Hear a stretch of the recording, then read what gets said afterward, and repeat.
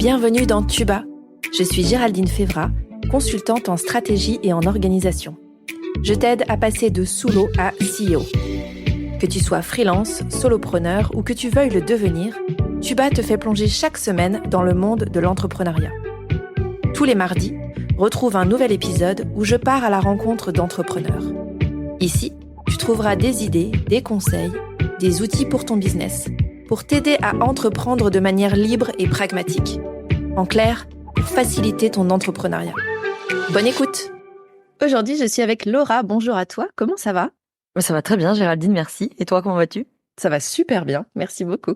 Cette saison, dans Tuba, on parle d'entrepreneuriat et de parentalité et de comment notamment concilier les deux. Alors, je le dis à chaque épisode, mais voilà, il y a de quoi faire. Je pense que cette saison pourrait durer très, très, très longtemps. Merci donc, Laura, d'être là aujourd'hui et de venir nous parler de ta vie de coach, de praticienne systémique spécialisée dans les problématiques notamment émotionnelles, relationnelles et entrepreneuriales. Tu es également formatrice et autrice. Oui. Et tu es aussi la fondatrice de Bien dans ta boîte. Oui. Aussi. Et sans doute plein d'autres choses. Oui, en tout cas, c'est Bien dans ta boîte qui regroupe quasiment tout ce que tu as évoqué avant, quoi. Ok. Pour les auditeurs et auditrices qui ne te connaîtraient pas, est-ce que tu peux nous en dire un petit peu plus? Qu'est-ce que je peux vous dire? En plus de ce que tu as déjà dit, effectivement, parce que généralement, on se présente avec nos étiquettes métiers, mais... Ouais, mais pas que, donc c'est bien de pouvoir élargir un peu. Ouais.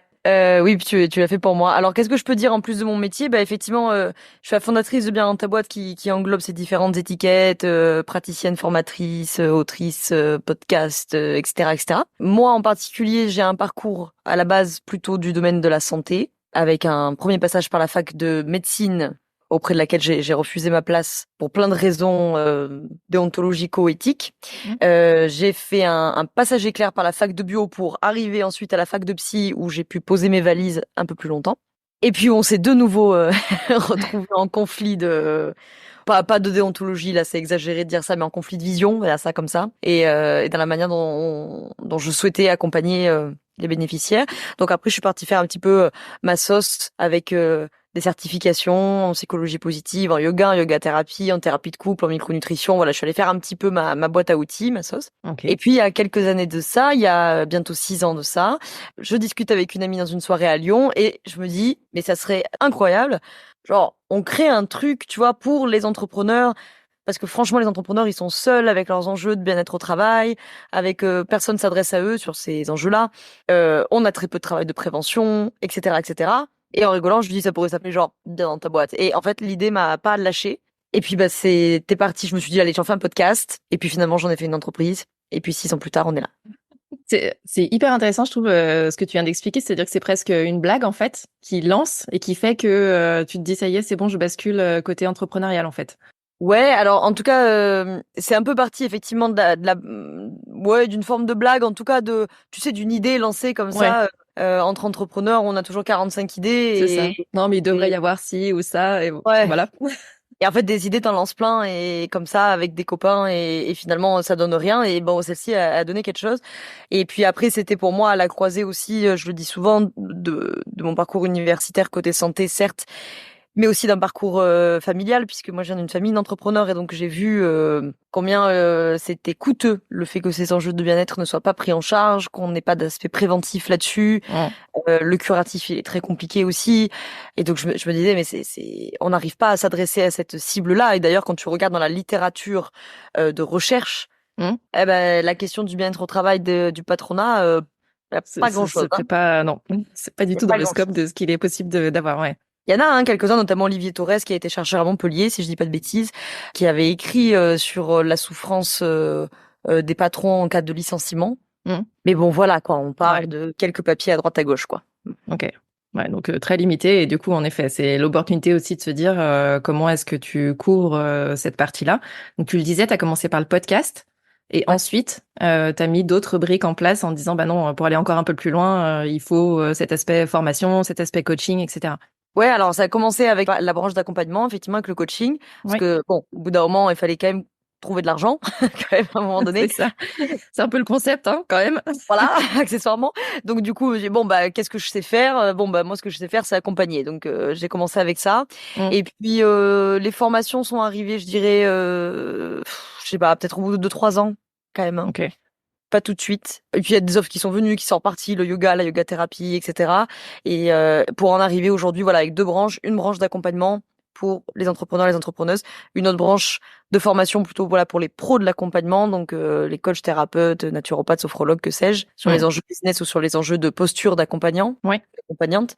Et donc voilà, et puis dans l'entreprise, ça fait un pilier de coaching, un pilier de formation, le livre et un pilier podcast. Et puis Instagram, machin, mais c'est déjà pas mal. oui. On en parlait tout à l'heure, le fait de potentiellement concilier plusieurs casquettes, c'est-à-dire entrepreneur et parent. Dans ton livre Transforme ta vie d'entrepreneur, tu parles beaucoup de sujets qui justement peuvent intéresser bien sûr les entrepreneurs, mais aussi les parents qui potentiellement vont cumuler plusieurs thématiques ou enjeux. Challenge, on va le dire comme ça. Et j'aimerais qu'on commence par évoquer ce que tu appelles, toi, les 3 piliers de la vitalité, parce que dans les échanges que j'ai avec les entrepreneurs, et notamment sur Tuba, c'est pas forcément ce qui arrive en premier, ou ce qui leur paraît essentiel. Donc je trouve ça intéressant, en fait, la manière dont toi, tu l'amènes dans ton livre, et donc j'aimerais bien que tu nous en parles. Oui, en fait, c'est vraiment cette idée, comme tu dis, de démarrer par les bases, quoi. Hein. Je vais faire un joli pléonasme pour dire, faut commencer par le commencement. C'est-à-dire que on peut faire, je prêche pas ma paroisse pourtant, puisque moi mon travail c'est plutôt l'appareil psychique, mais on peut faire tout le travail qu'on veut sur l'appareil psychique. C'est-à-dire qu'en fait, si déjà à la base le moteur est cramé, je peux donner cette métaphore-là. Pas faire grand-chose, à savoir l'alimentation, le sommeil et l'activité physique. Et en fait, ces 3 piliers avec lesquels j'ai voulu commencer, parce qu'ils me paraissent être le kit de démarrage, on va dire ça comme ça. À la fois le kit de démarrage, à la fois l'indispensable, quoi. Parce qu'évidemment, bien entendu, au bout d'un moment, si le corps il peut plus fonctionner, il y a plus rien qui va se passer, quoi. Et c'est vrai que nous, on l'oublie souvent, entrepreneurs, parce que, en tout cas, entrepreneurs comme moi, qui travaillons surtout avec nos têtes, derrière nos ordinateurs, etc., etc. Le corps, on a souvent tendance à dire, bon, ça va. Voilà, on verra plus tard. Outre le fait, bien entendu, que c'est de la santé de votre corps, pas que, mais aussi de la santé de votre corps, dont dépend votre capacité à faire tourner votre entreprise, de surcroît de vous occuper correctement de vos enfants. Donc, évidemment, c'était un sujet important à emmener, d'autant plus que c'est souvent des conseils qu'on répète et qu'on nous dit oui, je sais, je sais, je bien sais, sûr. l'alimentation, je sais, il faut dormir suffisamment la nuit, je sais, il faut pas faire les écrans avant d'aller se coucher, je sais, il faut que je fasse du sport, il faut que j'aille marcher, il faut que je prenne les escaliers au lieu de prendre l'ascenseur, gna gna gna gna gna. Mais bon, c'est fondamental, c'est la base. Ouais, c'est ça. Enfin, c'est la fameuse pyramide de Maslow en soi, mais c'est vrai que c'est ultra important. Et dans les échanges, encore une fois, que j'ai, et il y a eu plein d'épisodes comme ça dans Tuba, on me disait oui, bon bah aller faire du sport. Clairement, une fois que j'ai géré mon entreprise, enfin mon business, les enfants, tout ce qui est familial, et on empile. C'est en gros c'est moi, ça vient après. Et donc comme il reste plus de temps, plus de place pour ça, du coup je ne le fais pas. Et ouais. Je peux chercher la bien note, sûr. dès le début, là? Vas-y. C'est les mamans qui te disent ça ou c'est les papas? Les mamans? Voilà. Donc, je crois que derrière ça, il y a aussi, encore une fois, un enjeu patriarcal à démanteler. C'est-à-dire que loin de moi, alors vraiment très loin de moi, d'aller rajouter du poids, des responsabilités, de la culpabilité aux mères qui en ont assez comme ça. Et qui ont été suffisamment éduqués toute leur vie, effectivement, à prendre les responsabilités pour tout le monde, les responsabilités émotionnelles de tout le monde, et qui ont appris en long, en large, en travers à se faire passer après tout le monde. C'est ça.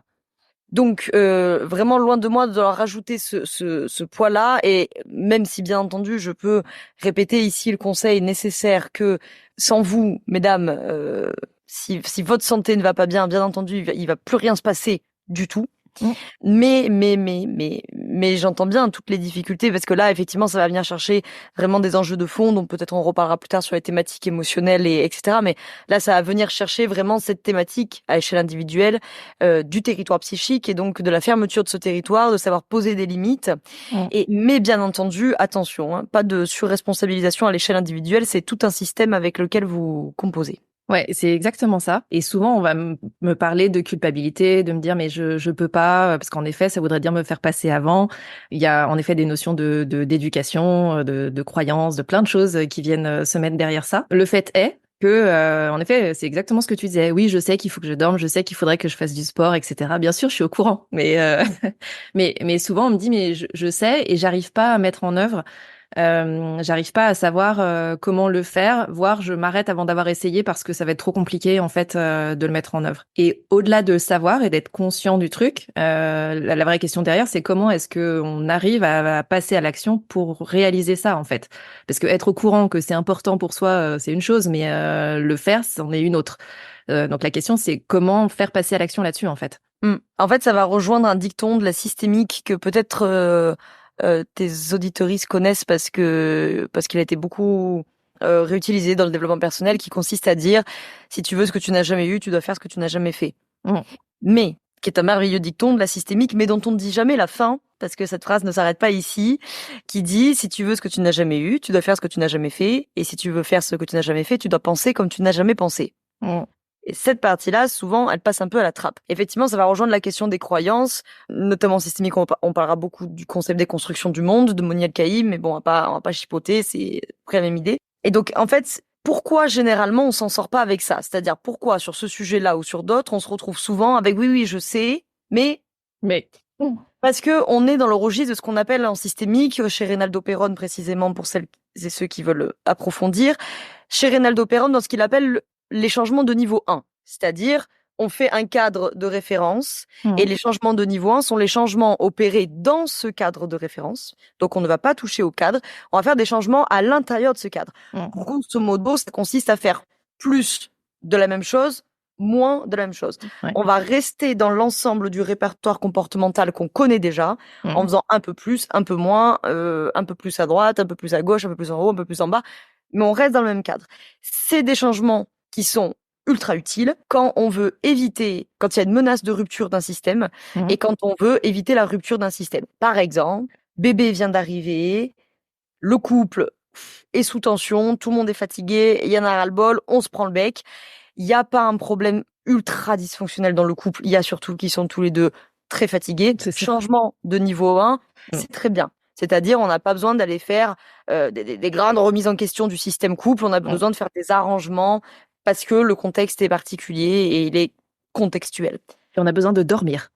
Et on a besoin de dormir. En revanche, quand on se retrouve là dans ce genre de situation, c'est-à-dire qu'en fait là c'est tout un changement de référentiel qu'il faut arriver à faire, c'est-à-dire de replacer la culpabilité à un endroit où elle est saine et nécessaire. C'est pas non plus la peine de dire faut pas culpabiliser. Cette culpabilité, elle vient vous dire quelque chose, notamment de ce qui peut être important pour vous, de ce qui peut créer un petit peu de tension, de friction dans le système psychique.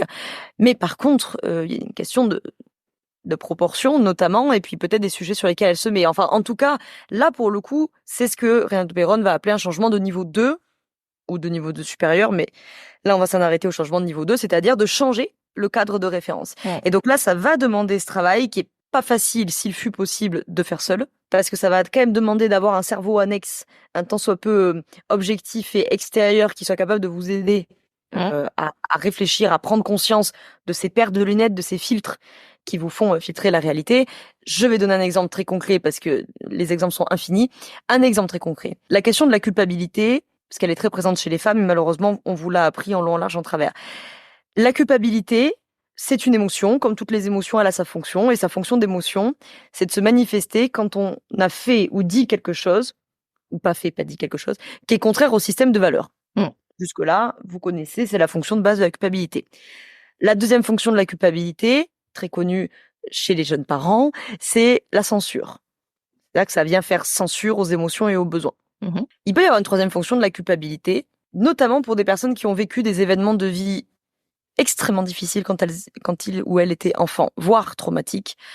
C'est que la culpabilité dans ce genre de situation, le fait de se retourner la culpabilité vers soi, c'est quelque chose qui va permettre de donner du sens, qui va permettre de construire un récit narratif qui donne du sens à ce que j'ai vécu et qui me sort de la position de subir la situation. Donc il peut y avoir plusieurs cas de figure, mais quoi qu'il en soit, c'était juste pour illustrer que il va s'agir effectivement d'aller toucher à ce cadre de référence, et donc avant d'y toucher, faut-il déjà en avoir fait le tour et de pouvoir dessiner les contours de c'est quoi toutes ces émotions. Il y a de la culpabilité, peut-être il y a de la frustration, peut-être qu'il y a de la rancœur aussi là-dedans, peut-être qu'il y a de la tristesse, peut-être qu'il y a de la peur, enfin, bon, bref, il peut y avoir plein de choses.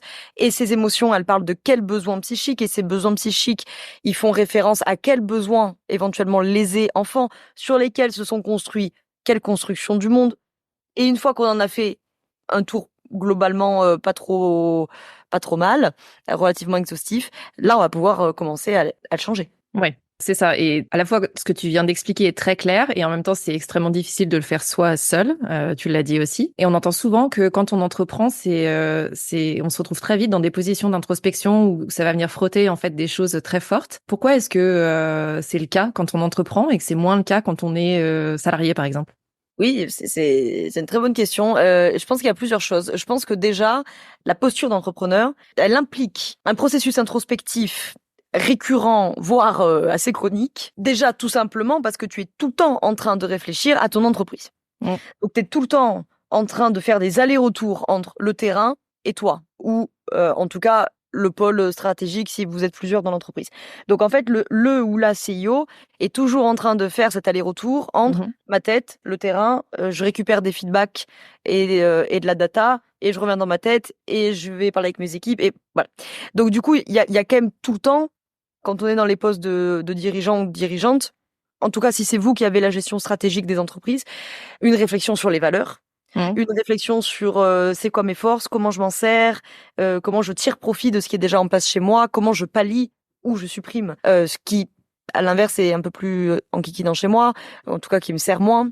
Les valeurs, bien entendu, mes valeurs à moi, les valeurs de l'entreprise. Et puis, une entreprise, c'est bien beau, mais je la construis pourquoi? Pour quelle vision?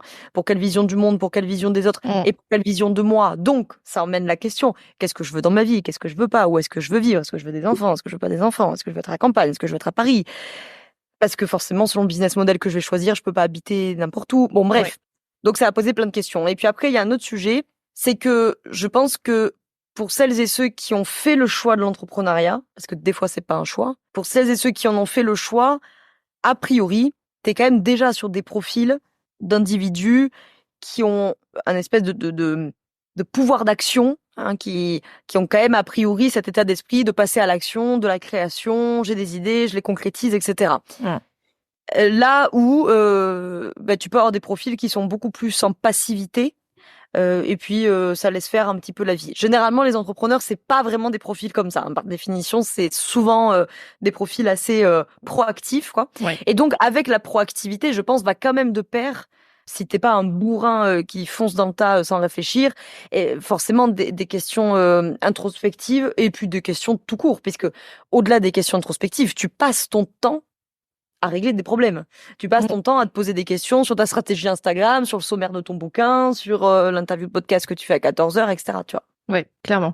Je trouve ça hyper intéressant et je vois tout à fait l'idée de c'est constant dans le cerveau et ça tourne tout le temps. J'ai lu d'ailleurs, je crois, un article cette semaine qui disait d'une entrepreneuse qui disait j'aimerais mieux revenir en arrière et avoir des RTT, parce que quand j'étais en RTT avant, j'arrivais à me poser, à débrancher mon cerveau, et là, quand je suis off de mon business, en fait, je suis pas vraiment off de mon business. Et c'est un peu ça, en fait, c'est comme on est tellement dedans tout le temps, c'est en effet compliqué parfois de démêler et ou de prendre du recul dessus. Est-ce que tu aurais des tips ou des choses pour trouver le bouton off, ou en tout cas pour essayer de ralentir parfois ou de couper à d'autres quand c'est nécessaire?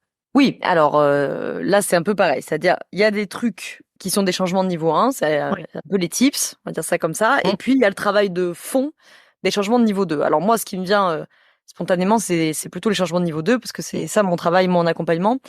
Donc je vais peut-être commencer par cela, parce qu'en fait il y en a un gros, et puis après de donner des tips. Le gros travail de fond, si vous voulez faire le travail de fond, la grosse question sur cette thématique-là, c'est pourquoi, mais au sens pour quelle raison, qu'est-ce que je gagne à y être constamment branché à ce business.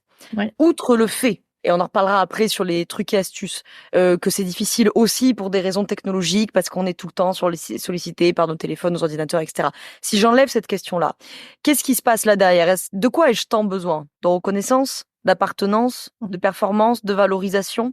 Parce que nécessairement, je fais allusion là notamment à celles et ceux parmi vous qui peuvent se retrouver dans des positions de sauveur au sens transactionnel du triangle de Karpman. Si j'ai une position de sauveur de prédilection, c'est que j'ai derrière un besoin de reconnaissance qui a été lésé. Si j'ai un besoin de reconnaissance qui a été lésé, sur lequel j'ai appris une position de sauveur, je n'ai par définition appris qu'à faire quelque chose. Et être dans l'être, Je sais pas ce que ça veut dire. Ouais. Il n'y a pas plus inutile que d'expliquer à des positions de sauveur qu'ils doivent se reposer, qu'ils doivent se faire passer en premier, Mm.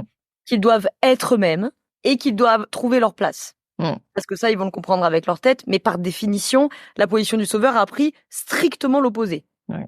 À faire passer les autres d'abord, etc., pour tenter de se rendre indispensable, de se sentir indispensable, pour, in fine, obtenir ce besoin de reconnaissance. Mm. Donc, le premier truc que j'aurais à dire, c'est si vous n'arrivez pas à débrancher de votre business, si même pendant vos périodes de week-end de RTT auto-financé, de vacances, etc., vous n'arrivez pas à lâcher, le premier truc qui me viendrait, outre les aspects pratico-pratiques, ça serait ça, c'est de dire, qu'est-ce que vous y gagnez? Parce que ce que vous y perdez, a priori, vous avez compris. Vous y perdez Oui, de c'est ça. l'énergie, vous y perdez du sommeil, du temps de qualité avec vos enfants, avec votre mari, votre femme, que sais-je, le chien, etc. Par contre, qu'est-ce que j'y gagne? Après, dans les aspects un peu pratico-pratiques, on va dire ça comme ça, sur les trucs et astuces. Déjà, il y a une question aussi de moments dans l'entreprise. Il y a des moments de son entreprise où on est constamment branché à elle, notamment quand on démarre. Parce qu'il y a tout à faire. Il y a tout à faire et on est plein d'idées et on pense à plein de choses. Avec les années, déjà, il y a des choses auxquelles on pense plus. À chaque étape, c'est sujet. Exactement. À chaque étape, c'est problème. Mais à chaque étape, c'est plaisir aussi. Aussi. Soyons un peu positifs. Donc voilà, déjà il y a une question de la temporalité dans le business et puis voilà, il y a des moments où c'est plus présent, puis il y a des moments où on est préoccupé par autre chose aussi. Des fois parce qu'il y a autre chose qui s'impose de fait dans vos vies personnelles ou autres. Après, dans les petits trucs et astuces, si je puis dire ça comme ça, essayez d'entretenir dans la mesure du possible un rapport distancié avec vos téléphones. Je suis très mal placée pour vous dire ça, surtout depuis 48 heures comme on se disait en off avant, parce que mon téléphone n'arrête pas de sonner, mais essayez, dans la mesure du possible, c'est des conseils que vous connaissez, hein, mais de suspendre les notifications, d'essayer de couper un petit peu avant d'aller dormir, de ne pas les allumer à la seconde où on se réveille, et le mode lune chez Apple, j'imagine que les concurrents, ils doivent avoir un équivalent, ou au pire en mode avion, on s'en fout, mais ne serait-ce que des fois, je sais pas moi, vous êtes dans le canapé avec vos enfants en train de faire un jeu de société. Est-ce que vraiment on a besoin que le téléphone soit allumé sur la table? Bon, est-ce qu'on peut passer 3/4 d'heure sans le téléphone? Oui. Et au moins, vous allez être dans le flot du moment, vous allez profiter de vos gosses, vous allez profiter du jeu de société, vous allez vous époumoner avec ceux qui trichent, ceux qui gagnent et ceux qui perdent. Et vous n'avez pas votre téléphone qui, toutes les 2 minutes, bip bip, Instagram, LinkedIn, Facebook, que sais-je, et pendant une demi-heure, 3/4 d'heure, tu l'as mis de côté, ta boîte. Prends cet exemple-là, ça marche aussi bien sûr pour toutes vos activités sportives, culturelles, artistiques et compagnie. Et donc, ça m'amène à notre conseil, c'est dans la mesure du possible, essayer de conserver, même si c'est pas longtemps, même si vous avez plus le temps d'y aller 4 heures par semaine, je comprends bien, mais essayez de conserver des moments pour vos activités culturelles, artistiques, sportives ou quoi que ce soit. Même si c'est que 10 minutes, c'est déjà ça de prix, en fait. Clairement. Et tous ces moments-là, petit à petit, vont faire que vous allez appréhender un autre rapport à votre entreprise qui n'est pas à vous. Après, effectivement, quand on est entrepreneur, on l'a souvent toujours un petit peu sur les genoux, cette entreprise, ça c'est vrai. Oui, c'est vrai. Et il y a quand même aussi beaucoup de discours notamment quand on parle de la partie prospection et commerciale, de dire savoir se vendre, qui du coup va à l'inverse de ce que tu viens de dire. C'est-à-dire que quand on se vend et qu'on ne vend pas les offres ou ce qu'il y a dans sa boîte, et ben du coup on ne fait qu'un avec son entreprise. Et donc ça aide pas vraiment à distinguer les deux. Or, en effet, on n'est pas sa boîte. On participe beaucoup au développement de la boîte et en effet, on y passe beaucoup de temps, on y pense souvent, mais c'est quand même distinct en fait entre la personne et l'entité business en tant que telle. C'est bien deux choses distinctes. Oui, c'est deux choses distinctes. Après, il y a des business models qui sont plus simples que d'autres sur ce sujet-là. C'est vrai que, par exemple, quand on a comme moi une marque qui a son propre nom, déjà ça aide un petit peu. Sur ce point-là, hein, ça a d'autres inconvénients, hein. Mais voilà, si vous avez une logique entre guillemets entrepreneuriale, alors attention à prendre avec des pincettes ce que je raconte là. C'est-à-dire une entreprise entre guillemets autonome, c'est-à-dire qui pourrait être théoriquement revendable, équipe ou pas équipe, etc. C'est toujours un peu plus simple que pour ceux qui nous écoutent, qui sont des prestataires de services et qui, par définition, effectivement, se vendent eux, parce que vendent leur temps, leurs compétences, leur expertise, etc. Bon, maintenant, pour beaucoup d'entre nous, en tout cas quand on est dans le service, il y a une porosité, tu vois, comme moi, je suis dans un modèle entrepreneurial. Pour autant, sur les formations encore, j'ai des collègues psy avec moi, mais sur une certaine partie des formations et sur le coaching, après tout, c'est moi qui suis vendue avec mes compétences, etc. Alors oui, effectivement, il y a le nom de l'entreprise, l'entreprise a un nom, le podcast a un nom, mais en même temps, le gros de ma stratégie repose aussi de plus en plus sur mon personal branding. C'est ça. Donc voilà, pour beaucoup d'entre nous, il y a quand même une porosité. Quoi qu'il en soit, j'en parlais hier justement dans un live de mon programme business, quoi qu'il en soit, même si vous avez une marque personnelle, c'est-à-dire que vous travaillez en votre nom, quoi qu'il en soit, la Laura Besson que vous voyez à tel endroit, c'est évidemment pas la Laura Besson dans un repas entre amis, etc. Même si il y a un socle commun, parce que je suis la même personne, bien entendu, mais il va sans dire que je ne me comporte pas sur un plateau télé, là aujourd'hui avec toi, dans la soirée bien en ta boîte, dans mes formations, que quand que la manière dont je me comporte, évidemment, dans un repas entre amis. Évidemment. Donc après, c'est le côté un petit peu schizophrénique de la chose, mais c'est d'arriver, et ça vaut le coup d'y travailler, vraiment de se poser sur, évidemment, tout ce travail d'introspection, qui je suis, qu'est-ce que je veux pas, c'est quoi mes valeurs, c'est quoi mes besoins, etc., etc. Et la marque Laura Besson, par exemple, qui est une marque à proprement parler, si je puis m'exprimer ainsi, et qui, comment dirais-je, et qu'est-ce qu'on garde de Laura Besson entière pour Fais des morceaux. Voilà. Pour Laura Besson, marque. Tu vois ce que je veux dire ? Ouais, tout à fait. Et c'est là où je suis d'accord avec toi, c'est assez complexe aussi de le faire seul, où il peut y avoir une partie du chemin qui est faite seul, mais se faire accompagner à ce moment-là, c'est quand même très aidant aussi, ne serait-ce que pour verbaliser, pour avoir un retour, un miroir et commencer à pouvoir peut-être, j'allais dire caser, et ça fait très, pas au sens case, mais poser les choses et peut-être démêler quand c'est emmêlé. Oui, je voulais juste dire le garde-fou pour se préserver d'un écueil fondamental, c'est pas tant, je crois, c'est pas tant de se casser la tête à savoir entre bien dans ta boîte et la marque Laura Besson, entre la marque Laura Besson et Laura Besson tout court. Pour prendre mon exemple à moi, mais ça marche pour vous bien entendu. Je crois que le garde-fou qu'il faut avoir, surtout, peu importe le nom de votre marque, peu importe que vous bossiez en nom propre ou avec des noms d'entreprise, c'est de ne pas confondre vos compétences, votre expertise avec votre valeur individuelle en tant qu'individu. Et c'est là que souvent, c'est là que se trouve un écueil et c'est là que souvent ça part en cacahuète dans les thématiques bien-être des entrepreneurs quand ils viennent me voir pour ces sujets-là. C'est quand il y a une confusion entre mes compétences, mon expertise, mes outils, blablabla, bref, les aspects pratico-pratiques de moi au travail et moi tout court. Et c'est pas parce que demain je dis une énorme connerie en podcast, en plateau télé ou quoi que ce soit, ou qu'on vient démonter mon bouquin sur un commentaire Amazon ou Fnac, que ça veut dire que moi, mon individu, dans sa globalité, est nul. Ouais, tout à fait. C'est qu'à un moment donné, il y a quelqu'un qui a pas aimé mon travail, ça, ok, évidemment. Et même si, admettons, je suis d'accord et que je dis non, là vraiment, j'ai fait une interview catastrophique au tuba, etc. Ok, bah en fait, j'ai chié une interview, mais ça ne dit rien de ma valeur en tant qu'humain. Voilà. Ouais, tout à fait. Et je crois que c'est là le garde-fou qu'il faut garder, quoi. Ouais, je trouve ça hyper intéressant. Enfin, pour avoir été dans des masterminds, j'ai aussi souvent entendu cette idée de performance et de performance de la boîte, notamment le chiffre d'affaires doit augmenter, etc. Et si c'est pas le cas, alors ça remet en cause qui je suis, etc. Et c'est exactement ce que tu viens de dire. En fait, c'est la différence entre les valeurs individuelles, la performance de la boîte, qui n'est pas forcément sa performance à soi non plus. Et je trouve ça important de le préciser et d'avoir en tête, parce que forcément, il y a des moments de down et où on va être plus sensible à ça.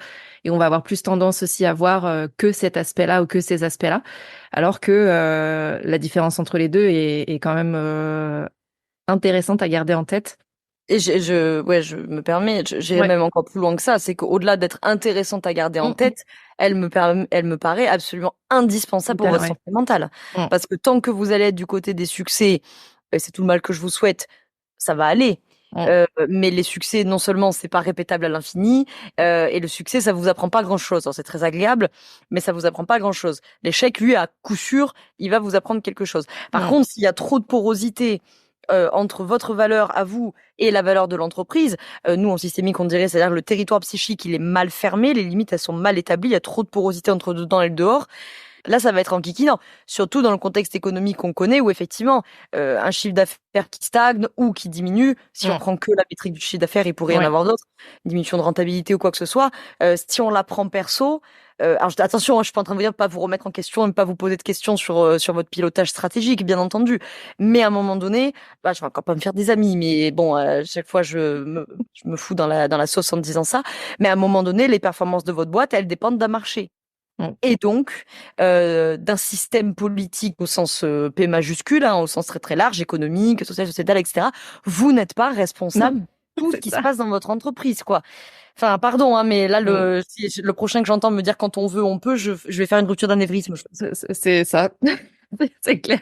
Non, mais d'où l'intérêt justement d'avoir ça en tête et de voir ce sur quoi on peut en effet avoir une influence, un impact, ce sur quoi on peut travailler. Et puis il y a d'autres choses sur lesquelles on ne peut pas travailler ou qui ne dépendent pas de nous. Et c'est OK. Et celles-là, il n'y a pas d'énergie entre guillemets à perdre, à aller essayer de les changer, de les modifier, dans le sens où de toute façon c'est externe en fait. Donc par définition, c'est pas nous. Voilà. Tu parlais d'accompagnement tout à l'heure, et il y a une question qui revient souvent dans les échanges que j'ai, et j'avoue que pour moi la réponse n'est pas forcément très claire, de la différence entre aller voir un coach ou aller voir un psy. Une question très importante. Alors, en fait, avant de répondre à cette question-là, il faut en poser une autre avant, c'est psy. Oui, parce que psychologue, voilà. C'est ça. Quel psy? Déjà faire la différence entre nos collègues psychiatres, psychologues, psychothérapeutes, psychopraticiens, psy machin. Donc, on va faire les 3 grands principaux, à savoir psychiatre, psychologue, psychothérapeute. Les psychiatres, nos collègues psychiatres sont médecins. Donc eux, ils ont fait la fac de médecine et au terme de leur 6e année de médecine, la D4 comme on dit dans le jargon, ils passent les ECN, les examens classants nationaux, et ils choisissent, ou pas, la filière psychiatrie. Puisqu'en médecine, le premier national prend ce qu'il veut où il veut, et le dernier, il prend ce qui reste. Par choix ou non, filière psychiatrie. Donc ils sont médecins, spécialisés en psychiatrie, médecins spécialisés. Et donc ce que ça implique, j'insiste, pour les pros de l'accompagnement qui nous écoutent, parce que je casse les pieds dans la formation posture avec ça tout le temps. Ils sont donc les seuls, avec le médecin traitant bien entendu, en tout cas les médecins sont donc les seuls à pouvoir poser un diagnostic médical, à savoir dépression, c'est un diagnostic, burn-out, c'est un diagnostic. Je répète ça comme ça au cas où il y a des coachs qui nous écoutent, parce que j'en vois des fois sur Instagram dire coach en burn-out ou quoi que ce soit. Je rappelle légalement que le diagnostic est à usage du corps médical. Bref.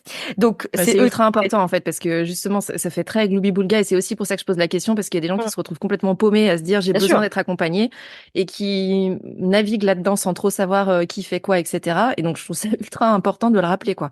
Bien sûr. Donc voilà, les psychiatres pourront poser et les médecins traitants, bien entendu, mais le médecin généraliste, les diagnostics et les traitements, puisque c'est eux qui ont l'autorisation de prescription. Ensuite, il y a nos collègues psychologues. Alors, psychologues, ça veut dire qu'ils ont fait la fac de psycho, qui sont allés au terme de leur master 2 avec une validation d'un master 2 de 500 heures de stage validé, d'une validation de titre auprès de l'Agence régionale de santé. Voilà pour les conditions. Donc là, ils sont passés par la fac de psycho. Psychologue comme les psychiatres bien entendu, est un diplôme d'État, c'est un titre protégé, donc il n'y a que, évidemment, les psychologues qui peuvent l'utiliser. Voilà, donc psychologue, vous serez dans une approche, par définition, du travail thérapeutique. Après, là, ça serait très long à expliquer maintenant, mais après, chez les psychologues, vous avez différents courants, différents référentiels, différentes manières de travailler. Ils sont, de loin, clairement pas tous d'accord sur la question. Mais globalement, ils font le même métier. Ils sont là pour vous écouter, vous aider à élaborer vos pensées, et ils sont là pour vous aider aussi à mettre du vécu, de mettre de la conscience, de mettre de la lumière sur ce qui se joue à votre insu. Ça pourrait être une manière d'expliquer leur travail. S'il y a des psys qui m'écoutent, ne vous insurgez pas. Je sais, vous faites pas tous tout à fait le même métier, les mêmes outils, machin. Mais fait simple. Après, vous avez le titre de psychothérapeute. Alors, le titre de psychothérapeute, il a été révisé il y a quelques années. Donc, aujourd'hui, psychothérapeute, il faut justifier d'un master d'études de psycho ou de psychanalyse. Si je dis pas de bêtises, il faudrait vérifier le texte de loi, mais il me semble que c'est ça. Donc, c'est souvent beaucoup de praticiens qui arrivent par la validation des acquis, par la validation de l'expérience. Donc, ça veut dire que, par définition, tous les psychologues peuvent demander le titre de psychothérapeute, puisque, par définition, ils ont un master de psycho. Oui. Donc, les psychologues, par définition, peuvent demander, c'est pour ça que vous verrez souvent sur leur plaque psychologue, psychothérapeute. Par contre, les psychothérapeutes ne sont pas Ça ne va psychologues. pas dans l'autre sens. Voilà. Voilà, Oui. ça marche pas dans l'autre sens. Mais avec la révision de la loi, un psychothérapeute, ça vous assure quand même quelqu'un qui a des études là-dedans, qui a une validation d'acquis, une validation des expériences. Et puis après, il y a un autre champ dont nous faisons partie, des accompagnants non réglementés, si je peux dire ça comme ça, et dans lesquels vous allez retrouver les mentors, les coachs, les thérapeutes au sens large, les énergéticiens, les sophrologues, les naturopathes, bref, tout ça. Et là, bien entendu, avec tout ce que ça a de formidable, parce que moi, je trouve que c'est formidable aussi que sortent des thérapeutes et des praticiennes d'écoles des fois moins, comment dirais-je, standardisées que les grandes écoles ou que l'université, même si j'ai rien à dire, je suis un produit de l'université, mais voilà. Mais par contre, l'inconvénient, bien entendu, il n'aura pas à se mentir, c'est qu'il y a un peu à boire et à manger là-dedans, quoi. C'est ça. Donc, vive la pluralité, mais en même temps, comment est-ce qu'on fait le tri là-dedans, concrètement, pour se dire, quel est mon niveau d'accompagnement ou ce dont j'ai besoin, et donc deux, trouver la personne qui potentiellement va être la bonne pour pouvoir nous accompagner là-dessus. Oui, alors c'est une vaste question. Le premier critère de sélection, on va dire ça comme ça, c'est que si vous avez des enjeux psychiatriques, outre psychiatriques, des diagnostics, des antécédents, etc., là, il n'y a même pas à tergiverser, c'est les psychologues et les psychiatres. Ce qui ne veut pas dire, attention, que le suivi ne sera pas pluridisciplinaire. Et qu'il n'y aura pas à côté le suivi d'un coach, d'une naturopathe, d'une sophrologue, etc. Mais par contre, qui dit diagnostic, encore une fois, dit filière psychiatrique ou tout du moins secteur médical. Et s'il y a des enjeux type trouble de personnalité, type trouble anxieux, type dépression, type burn-out, etc., au minimum, c'est le psychologue ou la psychologue. Là, il y a pas à tergiverser 1000 ans.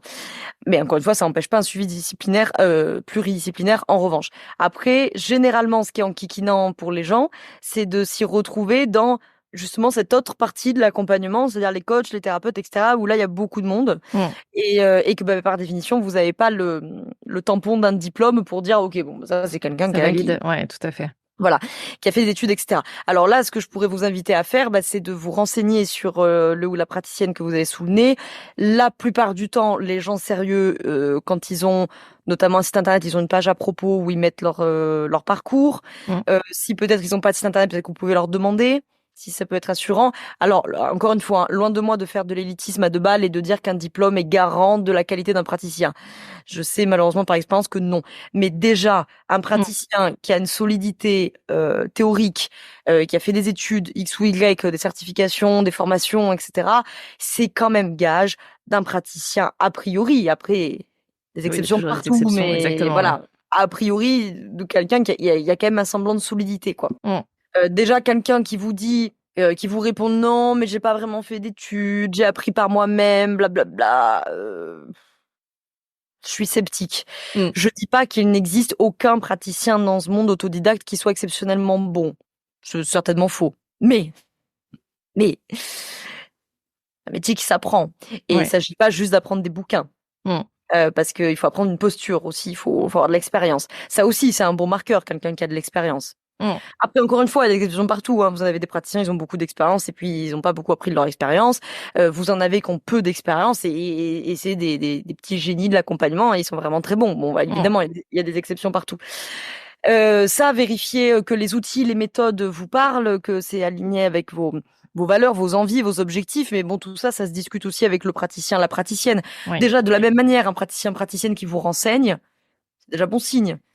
S'il n'est pas en train de faire du prosélytisme, mais que vraiment il répond à vos questions en vous laissant la liberté de dire oui, de dire non, bien entendu, parce que là aussi, s'il n'y a pas de respect du consentement, déjà ça démarre pas bien. De faire demi-tour, de pas y aller. Voilà, il y a quand même plein d'éléments comme ça qui vont vous rassurer. Et puis après, ça dépend évidemment de chacun. Moi, par exemple, la cible que j'accompagne, par définition, si elle vient chez moi, c'est parce qu'elle est très, comment dirais-je, sensible à la notion de la solidité théorique, parce que c'est souvent comme ça moi que je me suis faites connaître, mais certainement pour d'autres cibles, ils seront peut-être beaucoup plus attentifs à d'autres caractéristiques. Oui, tout à fait. Donc aussi en fonction de vous, ce qui résonne pour vous. Oui. Et tu le disais aussi dans l'échange, je trouve que parfois on a tendance à se dire non, mais il y a une personne qui m'a été recommandée et peut-être que ça marchait très bien pour la personne qui vous l'a recommandée et on est content pour lui ou elle. Mais ça veut pas forcément dire que ça va fonctionner pour vous. Donc autorisez-vous aussi à prendre des contacts, à discuter et à voir si ça Oui. fit en fait, quel que soit le professionnel, parce que vous allez potentiellement aller sur des sujets qui ne sont pas que sympas, fun à aborder, etc. Il peut y avoir de la friction en fait, donc c'est quand même bien d'être aussi en confortable entre guillemets avec la personne au moins quand on y va et d'être à l'aise en fait de pouvoir échanger avec cette personne-là parce que il va y avoir peut-être des sujets qui vont être un peu compliqués et donc ça aide d'être aussi en confiance avec la personne qu'on choisit. Oui, clairement, nonobstant que le praticienne est aussi garante responsable de la qualité de l'alliance thérapeutique. Mm. Pas seule, évidemment, puisque par définition, l'alliance, elle est à C'est deux, une alliance. ou à plusieurs si on est dans le cadre des accompagnements de couples familiaux, etc. Mm. Mais je veux dire, le praticien, la praticienne a sa part. Donc, bien entendu que si vous sentez quelque chose qui est louche, qui vous va pas, Mm. j'insiste parce que souvent quand on est dans la posture du bénéficiaire, moi je dis bénéficiaire pour englober client, patient et vous reconnaîtrez en fonction de vos situations respectives. Quand on est dans la position du bénéficiaire, on est dans une position des fois où on se sent un peu inférieur puisqu'il y a un argument d'autorité en face de nous. C'est encore plus le cas dans les métiers, notamment par exemple du médical, etc. où ils ont évidemment un argument d'autorité important. C'est peut-être un peu moins le cas dans le cadre peut-être du conseil, etc. Mais malgré tout, vous venez voir quelqu'un qui, a priori, a plus d'expertise que vous sur le sujet, sinon vous ne viendriez pas. Donc, on peut se sentir dans une posture un petit peu complémentaire basse. Mm. Donc, des fois, on peut sentir un truc qui nous paraît bizarre, mais on s'auto-convainc comme ça en disant non, mais il sait forcément ce qu'il fait, puisque c'est lui le professionnel. Moi, j'ai envie de vous dire, si vous sentez que quelque chose est louche, c'est probablement parce que quelque chose est louche. C'est ça. Donc c'est important aussi de s'écouter, même si c'est la première fois et l'échange. Et c'est aussi pour ça que j'en parlais. Et de se dire, si je sens qu'il y a quelque chose qui va pas, c'est que il y a peu de chances que les fois d'après on se dise ah non en fait c'était bon. Ouais. Voilà. Donc on vient de parler des bénéfices potentiels ou de l'importance de se faire accompagner. Quand on est parent et qu'on se fait accompagner, peut-être là on disait qu'en point d'entrée c'était des sujets potentiellement business. Quels sont les bénéfices qu'on peut avoir aussi, notamment d'un point de vue émotionnel, sur la sphère perso à se faire accompagner? C'est-à-dire je me fais accompagner au départ parce que j'ai une problématique ou un sujet au niveau business. Comment ça se répercute potentiellement sur ma vie d'à côté? Ça va dépendre des sujets qui ont été travaillés durant l'accompagnement. C'est-à-dire que si vous êtes accompagné pour des sujets business, strictement business, vous aurez probablement quand même des bénéfices collatéraux en termes d'introspection, en termes de connaissance de vous-même. Peut-être que vous serez un peu plus au clair sur vos forces, sur ce qui fonctionne bien chez vous, ce que vous pouvez améliorer. Vous serez probablement plus au clair sur vos valeurs, ce qui est important pour vous. Parce que très souvent, quand même, dans le business, va vite se présenter la question des valeurs de l'entrepreneur, de l'entrepreneuse et des valeurs de l'entreprise et des valeurs de l'entreprise. Donc, vous devriez, au grand minimum, y gagner en termes d'introspection. Après, ça peut s'arrêter là et ça peut aller beaucoup plus loin selon le praticien, la praticienne avec laquelle vous travaillez ou parce que vous faites un accompagnement comme on le fait chez moi, comme on le fait chez d'autres collègues, c'est-à-dire qu'ils sont des accompagnements beaucoup plus globaux, beaucoup plus holistiques, beaucoup plus systémiques et on va pas juste venir sur des questions stratégiques, etc. Moi d'ailleurs dans mes coachings, je prends très très rarement des coachings business puisqu'il y a une formation pour ça.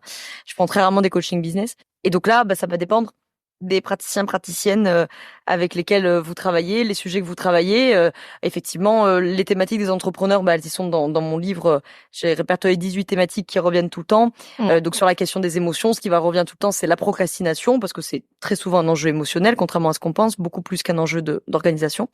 Les montagnes russes émotionnelles, la gestion, entre guillemets, des émotions. Je préfère utiliser régulation des émotions, parce que je pense que beaucoup d'entre vous n'ont pas besoin de vous rajouter la thématique de la gestion. Encore un truc à gérer, de plus. Oui, voilà, je pense que c'est pas nécessaire.